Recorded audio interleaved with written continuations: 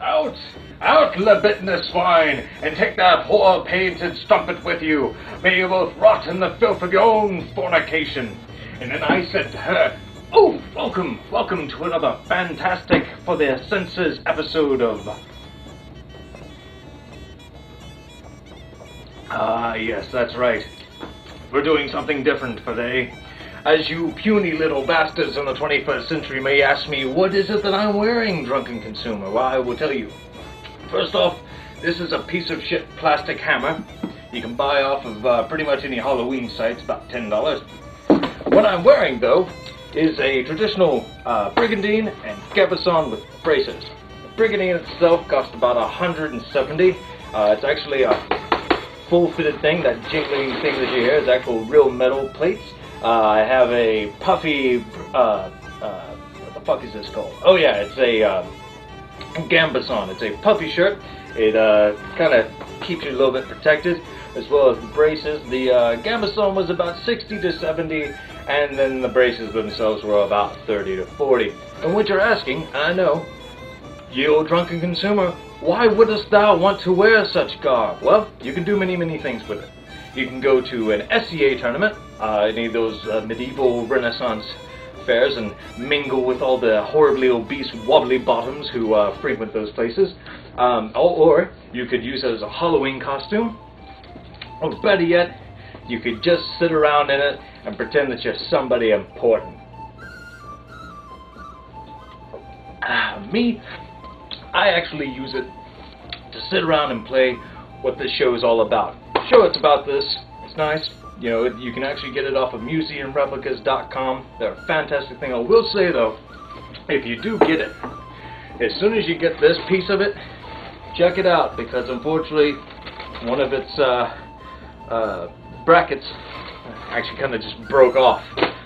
And you either can send it back to them, but luckily I live in a very obscure part of New England, and I have leathersmiths that can help me out with that. But really, it's about $170, and to actually have it arrive and have the bracket broken off kind of pissed me off. But it's alright, it's just leather. I mean, it was just weak cow. Weak cow. That's all we can say. Now, as far as why I'm wearing this and why I've got the garb on, I'm here to tell you about something that I know a lot of you are probably going to be disappointed that I'm actually devoting another show to a video game, and that game is going to be Fable 2. Now, I know what you're thinking. I've devoted the last 2 shows to video games. Why the hell am I doing another one? Well, to be honest, as far as the drunken consumer, besides drinking myself into a stupor, full contact origami, peeling things off of other things, there's not really much I do with my time other than work and play video games. So let's have a little bit of a spot of this, and we'll look at Fable 2.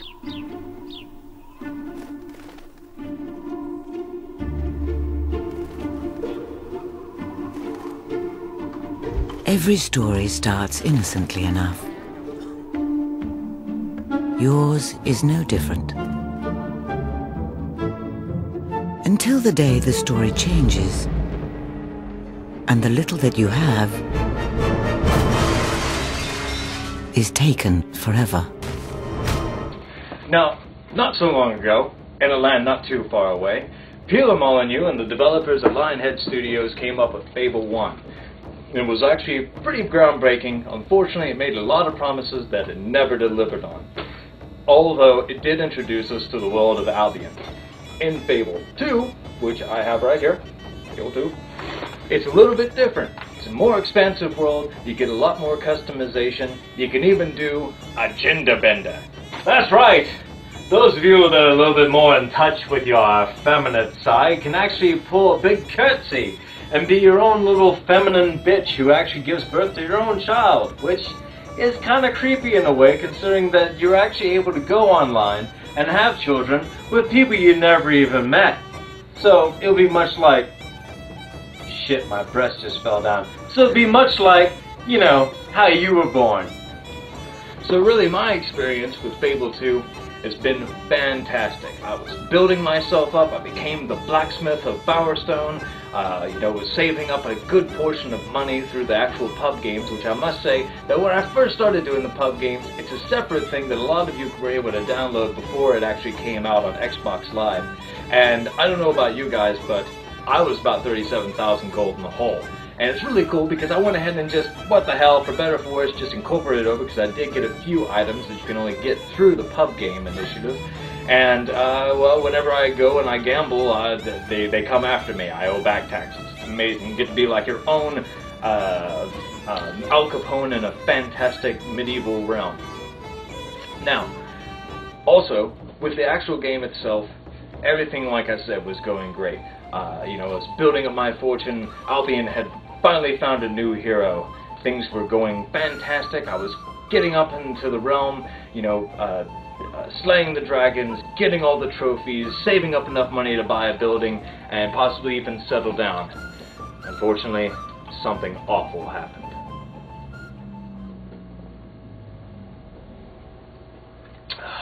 Something terrible. For your family in the case of a nuclear... Traffic is terrible. And getting So, it's a...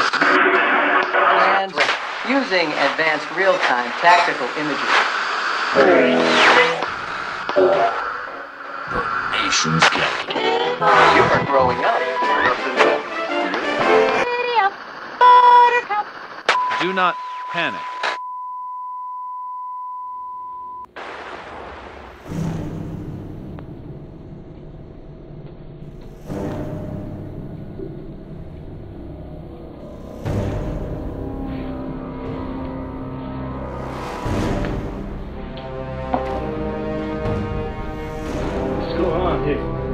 Buddy? You too, buddy? God. He's a puppet. What did they do to you? Oh. Jesus, it's you. I just thought I lost you for a second. Welcome to the Wastelands of DC. Fallout 3, the game by Bethesda, came out 1 week after Fable 2. And it's the only thing that I could think of that would even get me out of Albion. Taking in mind that these games really too can't be compared because there are different genres, there are different scopes, even different realms altogether. I will say though, running around in the wastelands of DC and Bethesda's Fallout 3 is way more fun than actually running about in Albion. For one, it's more expansive, the world's a lot bigger, at least it feels that way. Then you have more choices to fuck with people, and hey, that's what this is all about, isn't it? Not to mention also that the customizability of your character is that of Oblivion, just set into a different world. You can't go wrong with either, so get them both. Well, I hope you guys out there enjoyed another episode of The Drunken Consumer. Before you leave me, though, I do have an idea that I'm wanting to put into each new episode. It's actually a little bit of a gift from me to you coming in through the holidays of how you guys out there can be drunk and make a special gift for the one that you love. This week, we're going to be doing a rain stick. Now, most times rain sticks cost, depending on where you go, anywhere between $25 to $80 to $180, and it's fucking insane. So, what you do is you go out and you get yourself some PVC pipe, and then you take some of your own cat litter if you actually have someone around the house. Now, once you've got your PVC pipe and your kitty litter, you just scoop the kitty litter, put it into the PVC pipe, and then seal up the end. Now, unless you can't actually find any litter that hasn't already been used, you know, if you're having to use litter, just cover it in patchouli, because really, it'll cover up the smell of shit, and only hippies want a fucking rain stick anyway. So you take it, and you screw it on there, and you can tilt it one way, and it'll make a little nice little raining sound effect, and then you turn it the other way, and it makes a little sound effect. Now, if they do start getting a little bit suspicious, if you did use litter that had already been used, and they hear those clumps in it, since it is a rain stick, just tell them it's hail.